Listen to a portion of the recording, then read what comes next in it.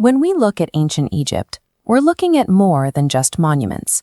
This was a civilization built entirely on the wealth of its riverbanks. To feed millions, the empire relied on these highly organized agricultural grids. Every season depended on predictable cycles of water and weather to keep the food supply stable. That stability was threatened by a political stalemate.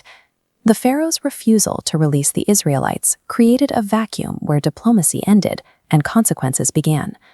The text describes the coming disaster not as a random storm, but as a strike aimed directly at these agricultural foundations, the very things that gave the empire its power. To understand what happened next, we have to look past the religious narrative and examine this event as a forensic disaster. The records describe a meteorological event that didn't just break records. It behaved in ways that were physically impossible for the region. We're looking at a system designed to systematically dismantle the nation's infrastructure, piece by piece.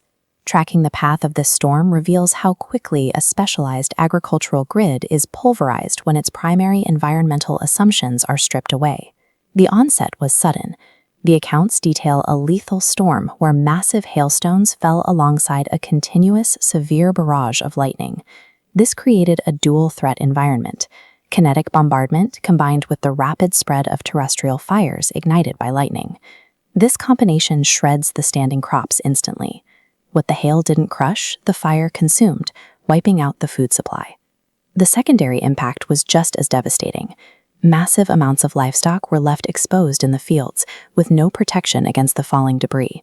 Within hours, local farming networks and rural shelters began to fail. The weight of the storm was simply too much for the village infrastructure. The grid had collapsed.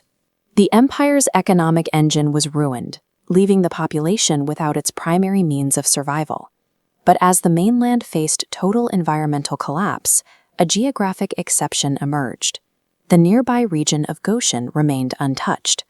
While the rest of Egypt was being dismantled, Goshen sat within a pristine, calm microclimate.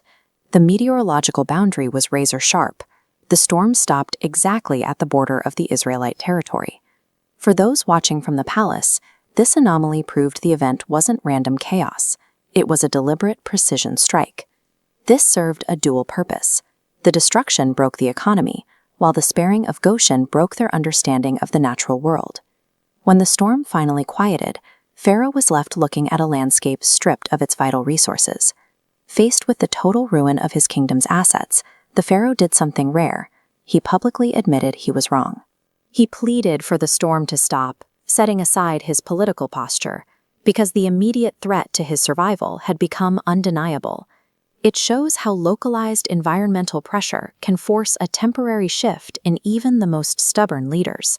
But the moment the supernatural elements dissipated, the immediate physical danger vanished. As soon as the skies cleared, Pharaoh rescinded his promise. With the pressure gone, he returned exactly to where he started. This creates a predictable loop. We see defiance lead to collapse, which forces a concession, followed by an immediate reversal once the crisis passes. The narrative serves as a reminder. Extreme pressure can force a temporary change, but without a change in the person holding the power,